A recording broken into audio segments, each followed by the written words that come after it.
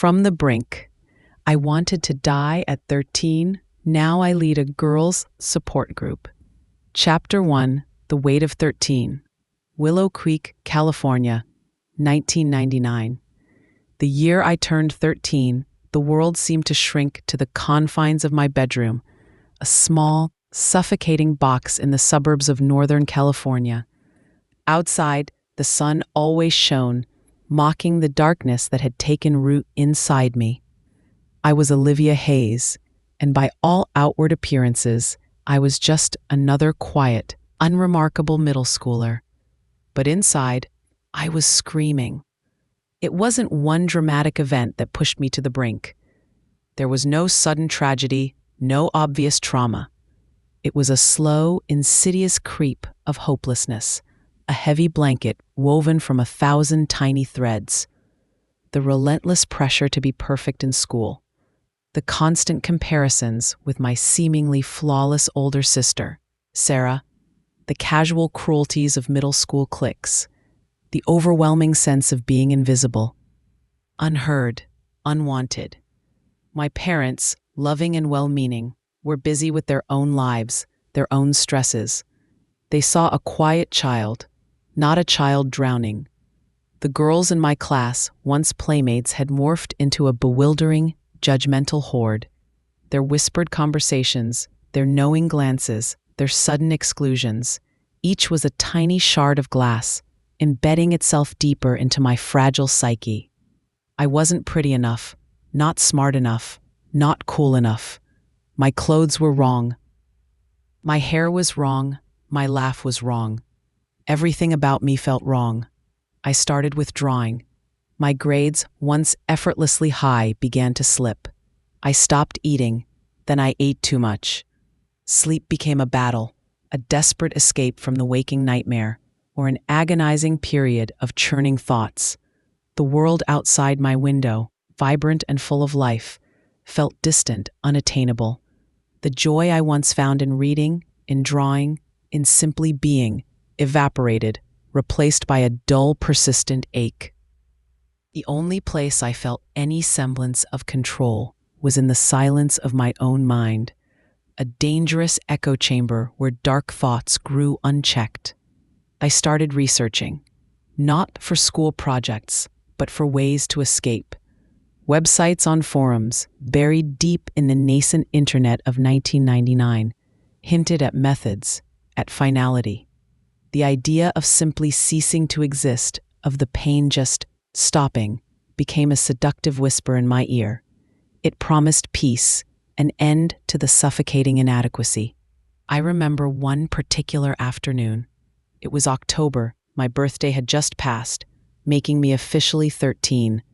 The air outside was crisp, the leaves turning golden, but my world was gray. I had just gotten back a math test with a B-, a minor slip for most, but a catastrophic failure in my self-inflicted perfectionism. Sarah, my sister, effortlessly aced everything. My parents, though they didn't explicitly say it, often praised her achievements, her confidence, her ability to navigate the social maze of high school with ease. I felt like a pale, inadequate shadow. I went to my room, closing the door softly. The silence was familiar, almost comforting. I opened my worn copy of Anne of Green Gables, a book I had once loved, finding no solace in its pages. The vibrant imagination of Anne Shirley seemed like a cruel mockery of my own barren inner landscape. I picked up a pen and my diary, a small, unassuming book with a flower on the cover. Instead of writing about my day, I started writing a letter, a goodbye letter. My hand trembled, the words blurring through the unshed tears. I wrote about the emptiness, the feeling of being a burden, the desperate desire for the pain to stop. I listed the reasons why I felt like a failure, why I believed everyone would be better off without me. My parents, who had to worry about my grades. My sister, who deserved all the attention. My classmates, who clearly didn't want me around. The world, which seemed to function perfectly well without my presence. As I wrote, a strange calmness settled over me. It wasn't happiness, but a chilling sense of purpose. This was it, the solution, the final escape. I folded the letter, tucked it deep within the pages of my diary, under a section marked "Things I Never Say."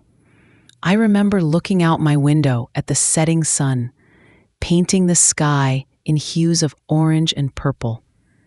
A beautiful world, one I felt utterly disconnected from. A profound sense of loneliness enveloped me, cold and absolute. I closed my eyes, picturing the quiet release, the cessation of the relentless ache. My plan was set. The next day, after school, when the house was empty, the weight of 13, once a crushing burden, now felt almost light, anticipation of a final peace. But even in that terrifying moment of resolve, a tiny, almost imperceptible flicker of doubt, a faint whisper of what I might be leaving behind, stirred in the deepest recesses of my mind. A secret yearning for connection, a desperate, unspoken wish for someone, anyone, to truly see me. Chapter 2. The Unseen Hand of Hope. The next morning, a strange quiet descended upon me, the chilling calm of a decision made. I moved through my usual routine like a ghost, packing my backpack, eating a small, tasteless breakfast. My parents, rushing off to work, gave me quick hugs, oblivious to the storm raging beneath my placid surface. My sister Sarah, focused on her own high school drama, barely noticed my silence. I carried the weight of my secret, the goodbye letter tucked safely in my diary, like a ticking time bomb. At school, the noise and chaos of the hallways felt more distant than usual. The whispers of the popular girls, the laughter of my classmates, it all seemed muffled, as if I were underwater. I sat through classes, nodding at teachers, answering questions with rote efficiency, my mind already drifting towards the empty house, towards the quiet finality of my plan. The clock hands seemed to move with agonizing slowness, each tick a hammer blow against my fragile resolve. During lunch, I sat alone at my usual table, picking at my sandwich. The cafeteria buzzed with 100 conversations, none of them involving me. I felt the familiar ache of invisibility, confirming my decision. Suddenly, the shadow fell over my table. I looked up. It was Mrs. Davison, my English teacher, a tall, elegant woman with kind eyes and a habit of wearing brightly colored scarves. She was known for her quiet observation, her ability to make even the most reluctant students feel seen. "Olivia," she said, her voice soft but clear, "do you mind if I join you for a moment?" I shrugged, unable to articulate a response. She sat down opposite me, placing her small lunch bag on the table. She didn't press me, didn't offer empty platitudes about cheering up.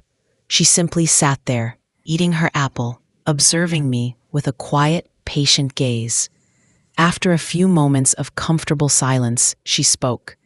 "Olivia, I've noticed you've been a little quiet lately, and your essay for Of Mice and Men was due last week. Is everything all right?" My heart clenched. The essay. Another failure.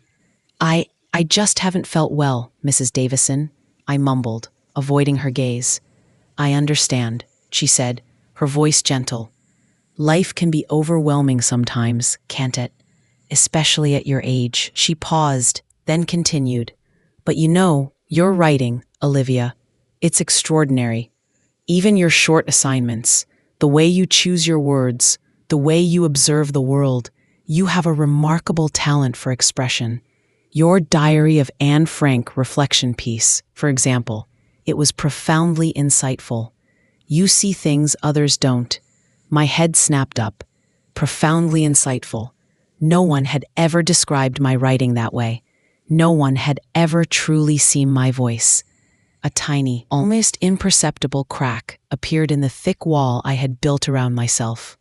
"I was wondering," Mrs. Davison continued, "if you might be interested in joining the school's creative writing club. It's just a small group, meets once a week after school. No pressure, just a place to share stories, explore ideas. I think you'd be a wonderful addition. We need voices like yours. Voices like yours." The words resonated, a faint echo against the loud, destructive narrative in my head. A sense of being seen.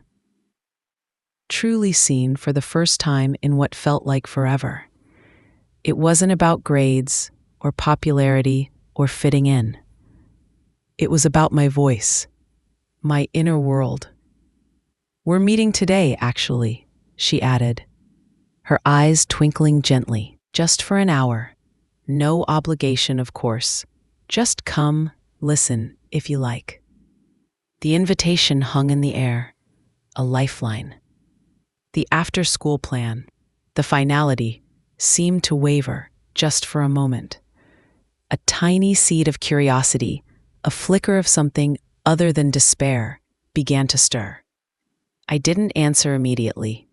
I looked at her kind, unwavering eyes. She wasn't pitying me. She was inviting me, genuinely, to a place where my voice mattered. "Okay," I whispered, the word feeling alien on my tongue. "Okay, Mrs. Davison, I'll come." A faint smile touched her lips. "Wonderful, Olivia. I'll see you there." The rest of the school day passed in a blur. The weight was still there, but it felt lighter. The ticking clock, which had been counting down to an end, now felt like it was counting down to something else. A beginning, perhaps. A possibility. After the final bell, instead of walking home, instead of turning towards the quiet emptiness of the house, I found myself walking towards the library, towards the creative writing club. My heart was still pounding, but it was a different rhythm now. Less fear, more trepidation, and a tiny, fragile spark of something that felt like hope. I opened the door to the library annex. There were only 4 other students, all girls, sitting around a large oak table. Mrs. Davison sat at the head, her colorful scarf a beacon. I looked up as I entered, a momentary silence. I braced myself for the familiar judgment, the silent dismissal. But one girl, a quiet, observant girl named Maya, who I sometimes saw in art class, offered a small, tentative smile. "Hi, Olivia," she whispered. And in that moment, something shifted. The suffocating box around my world expanded, just a fraction. An unseen hand, guided by a perceptive teacher, had reached out and pulled me, gently, from the brink. The goodbye letter, still tucked in my diary, still a silent testament to my despair, was momentarily forgotten. A different narrative, a narrative of connection and possibility, had just begun to unfold. Chapter 3: Finding My Voice. Joining the Creative Writing Club was like stepping into a different dimension. The air in Mrs. Davison's library annex felt charged with possibility, a stark contrast to the suffocating silence of my bedroom. There were 5 of us, all girls, each with our own quiet intensity. Maya the artist, with her observant eyes. Chloe, a bubbly, imaginative girl with wild curly hair. Jessica, quiet and thoughtful, who wrote poignant poetry. And Emily, the most outgoing, who loved crafting intricate fantasy worlds. Mrs. Davison created a sanctuary.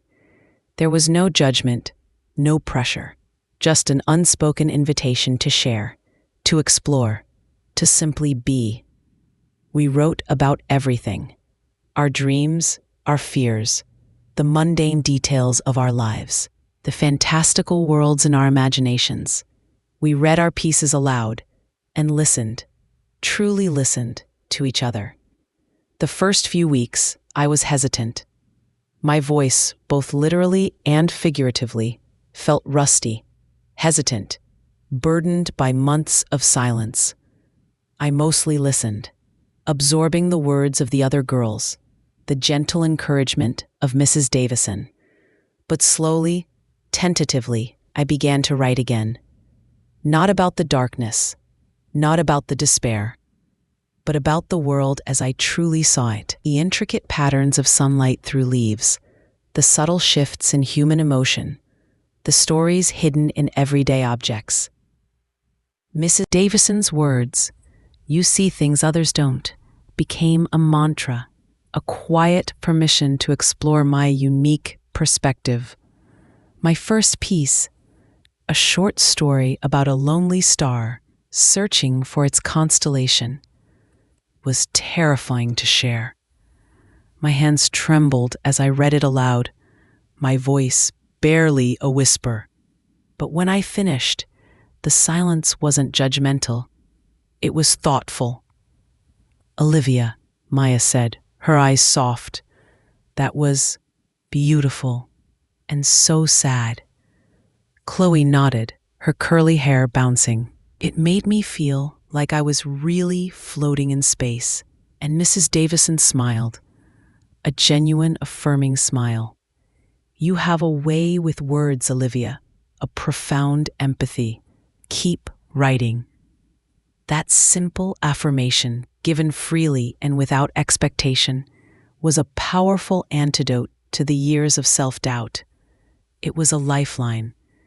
Each week, I felt a little more confident, a little more present.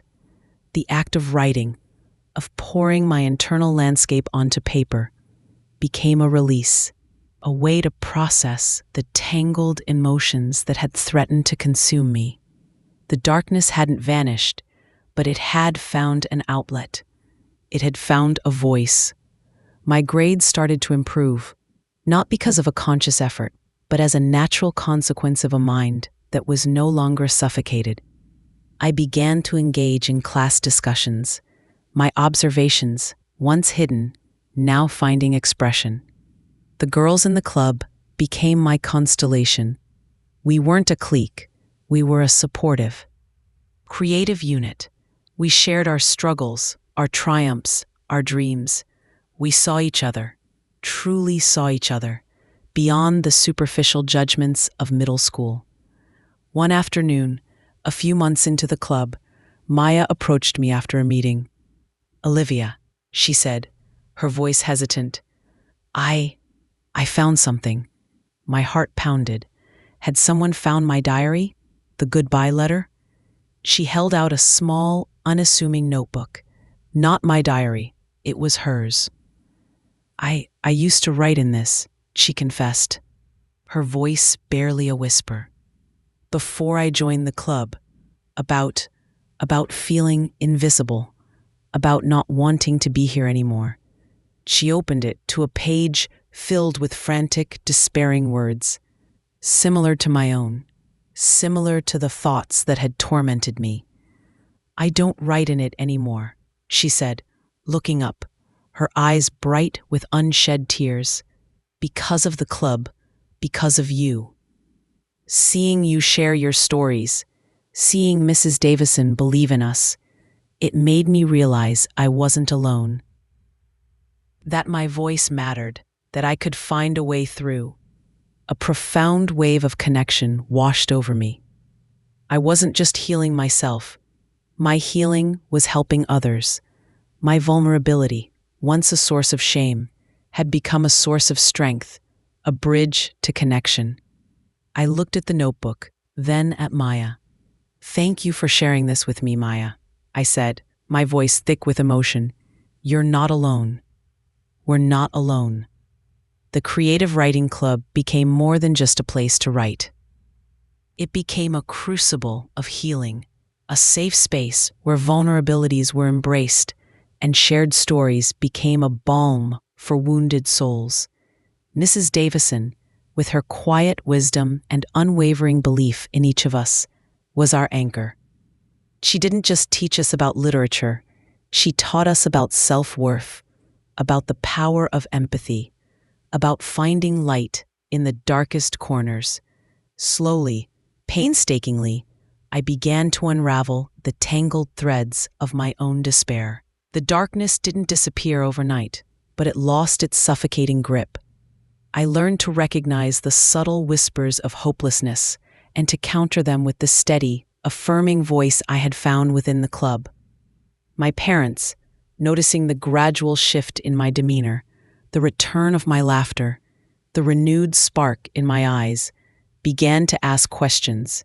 Gently, carefully, I started to share pieces of my struggle, of the depth of my despair, and the lifeline Mrs. Davison and the club had offered.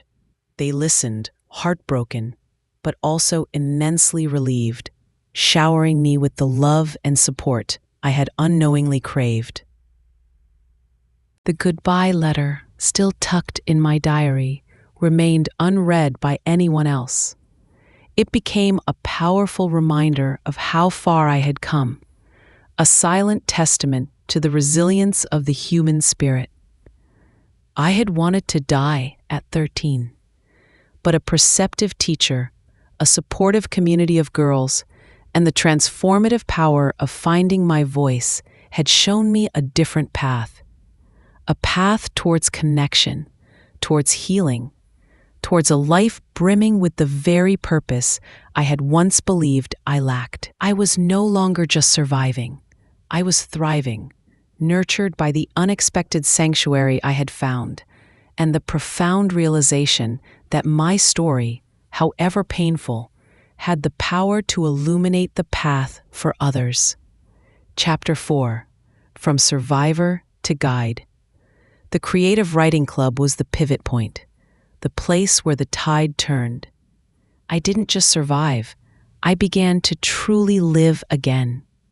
My high school years were marked by continued growth, a blossoming confidence, and a deep appreciation for the power of human connection. The bond with Maya, Chloe, Jessica, and Emily remained strong, a sisterhood forged in vulnerability and shared creativity. Mrs. Davison remained my mentor, her quiet wisdom a constant guide. I went on to college, majoring in psychology and creative writing, driven by a desire to understand the complexities of the human mind and the healing power of narrative.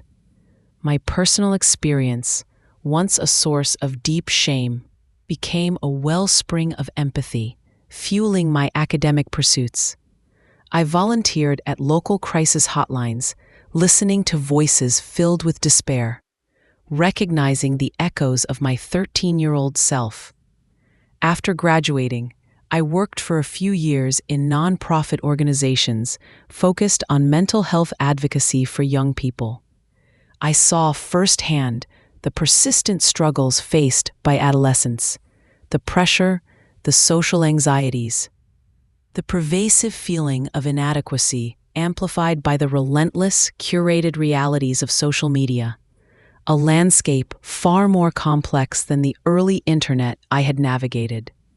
The need for safe, supportive spaces, especially for girls navigating the treacherous waters of adolescence, was more urgent than ever. The memory of Mrs. Davison's simple act of invitation, the way she saw my potential when I was blind to it, lingered. The idea of creating a similar sanctuary, a space where girls could find their voice and feel truly seen, took root. I thought about Maya, about her notebook, about the shared vulnerability that had transformed our lives. I knew, deeply, that storytelling and connection were potent antidotes to isolation and despair. In my early 30s, after years of working in the mental health field and feeling a profound call to direct service, I decided to return to my hometown of Willow Creek, California. The familiar streets, the quiet parks, the high school where Mrs. Davison had saved me, it all held a potent emotional resonance. I wanted to give back to the community that had, unknowingly, given me a second chance at life. I approached the local community center, proposing a girls' support group. Not a therapy group, I explained, but a facilitated circle focused on connection, self-expression, and resilience. I emphasized the importance of storytelling, of active listening, and of creating a non-judgmental space where girls could be their authentic selves, flaws and all. The center, seeing the clear need, enthusiastically supported the idea. The Constellation Circle, I named it in honor of Maya's lonely star and the constellation of girls who had guided me from the darkness.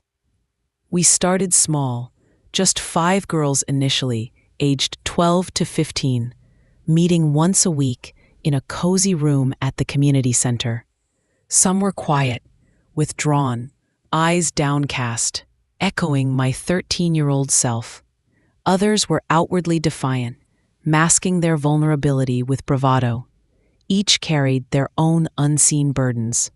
My approach was gentle, patient, and deeply empathetic. I shared my own story, carefully, at the right moments. Not as a dramatic confessional, but as a testament to the universality of their struggles, to the possibility of healing. I talked about the weight of being 13, about feeling invisible, about wanting the pain to stop. I watched their eyes widen in recognition, in a shared understanding that transcended words. We began with simple journaling prompts. Write about a time you felt truly seen. Write about a secret dream you have. Write about a feeling you're afraid to express. We read our words aloud if we felt comfortable, or simply shared the emotion behind them. We listened, truly listened, to each other, without judgment or interruption. One of the first girls, a shy 12-year-old named Chloe, a poignant echo of my own friend from the club, struggled to speak. Her voice was a whisper, her eyes constantly averted. She reminded me so much of myself. I patiently encouraged her, validating her silence, assuring her that her presence alone was enough. Then, one day, after weeks of quiet observation, Chloe brought in a small notebook filled with intricate, fantastical drawings. I can't say it, she whispered, but I can draw it. Her drawings depicted a fantastical world where a tiny, luminous fairy was trapped in a dark, thorny cage, desperately trying to find a way out. It was a raw, powerful visual metaphor for her own internal struggle, her feelings of being trapped by anxiety and insecurity. The other girls, seeing her vulnerability, responded with profound empathy. "Your fairy is so brave, Chloe," one girl said softly. "She's trying so hard." Another added, "You drew her eyes so well. I can feel her sadness." Chloe looked up, tears in her eyes, but a faint, fragile smile on her lips. She had been seen. Her story, though drawn, had been heard. It was a mirroring of my own breakthrough with Maya, a powerful affirmation of the healing that could happen in a safe, shared space. Over the years, the Constellation Circle grew. We created a ripple effect, one girl at a time. The quiet ones found their voices. The defiant ones learned vulnerability. The anxious ones found courage. They learned that their struggles were not unique, that their emotions were valid, and that their stories mattered. They learned to be their own advocates, to seek help, and most importantly, to support each other. My 13-year-old self, lost in the suffocating darkness, would have never believed this future was possible. That the girl who wanted to die would one day lead a circle of support, guiding other young women from the brink. The goodbye letter, still nestled in the pages of my old diary, served as a poignant reminder of the path I had almost taken, and the profound gratitude I felt for the unseen hand of hope that had pulled me back. My life, once defined by a desire to end it, was now defined by a fierce commitment to helping others live theirs, fully, authentically, and with the unwavering belief that every voice, no matter how quiet, deserves to be heard. Chapter 5: The Unbroken Thread. Years turned into decades, and the Constellation Circle became a cornerstone of the Willow Creek community. What started as a small support group grew into a thriving program, offering workshops, mentorship opportunities, and a safe online forum for girls across the region.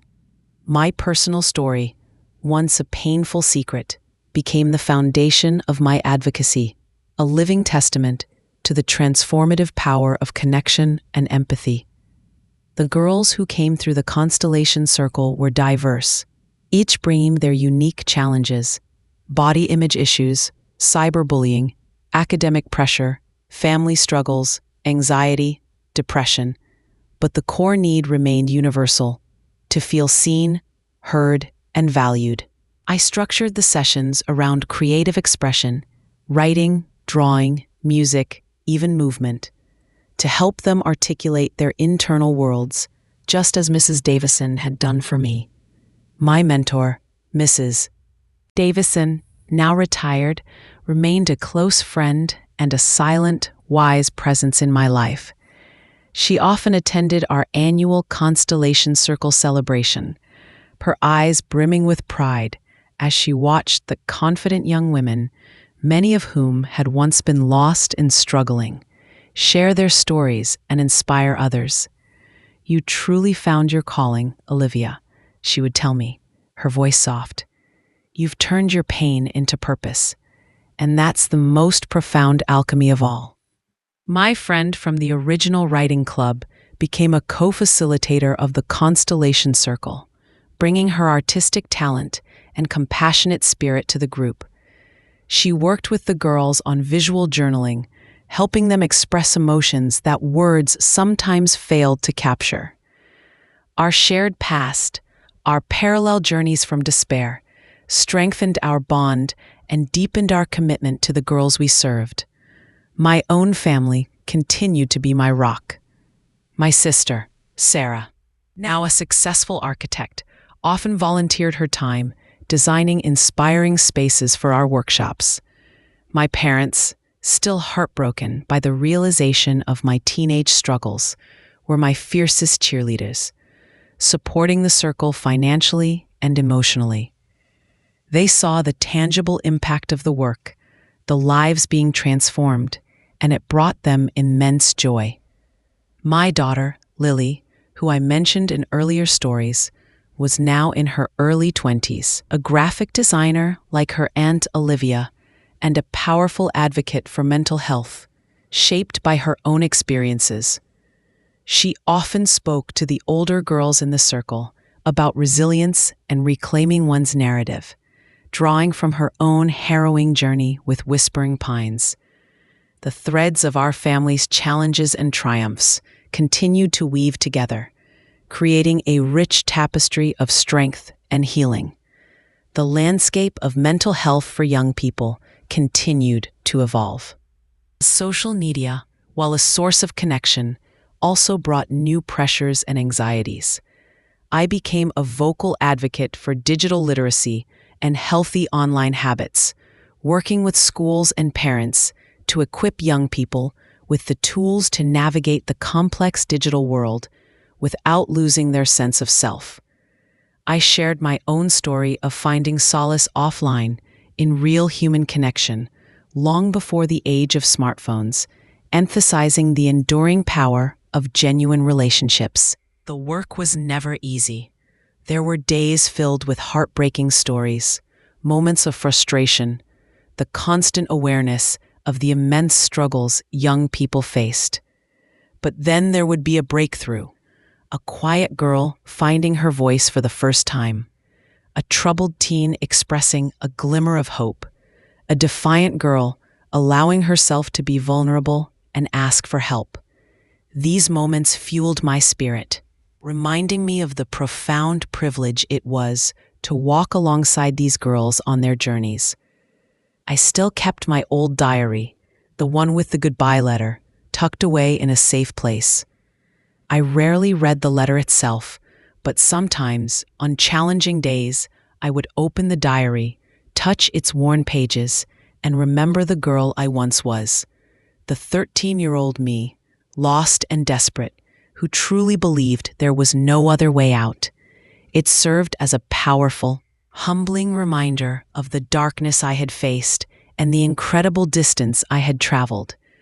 One particularly poignant memory was of a moment with a girl named Sophia, who joined the Constellation Circle when she was 15. She was brilliant, artistic, but consumed by anxiety and a crushing fear of failure. She confided in me one day, her voice trembling, that she sometimes felt so heavy she just wanted to disappear. It was the exact phrase I had once used to describe my own despair. I looked at her, my heart aching with recognition and profound empathy. I didn't offer immediate solutions. I simply listened, acknowledged her pain, and then shared a small part of my own story about the weight of 13, about wanting to disappear, and about the unexpected lifeline I found. Sophia's eyes, initially filled with tears, met mine. A shared understanding passed between us, a silent affirmation of common ground. You felt that too?" she whispered, her voice filled with a mixture of shock and relief. "Yes, Sophia," I said, my voice gentle. "I felt that too, and I promise you, there are ways through. You are not alone. Your voice matters, and your light, however dim it feels right now, is still there." Months later, Sophia brought a finished painting to a circle session. It was a vibrant, soaring piece, depicting a figure breaking free from a dark, confining chrysalis, emerging with luminous wings. Below it, in bold, beautiful script, she had written, "From the brink." It was her testament, her reclaiming of her narrative, a profound echo of my own journey. Looking at Sophia's painting, I felt a surge of overwhelming gratitude. The 13-year-old girl who had wanted to die had, against all odds, found her purpose in helping others live. The unseen hand of hope had not just pulled me back. It had guided me to become an unseen hand for countless others, weaving a continuous, unbroken thread of resilience, empathy, and light through the fabric of our community. My life, once defined by despair, was now a vibrant canvas of connection, purpose, and the unwavering belief that every life holds the potential for transformation, for finding its own unique constellation of light.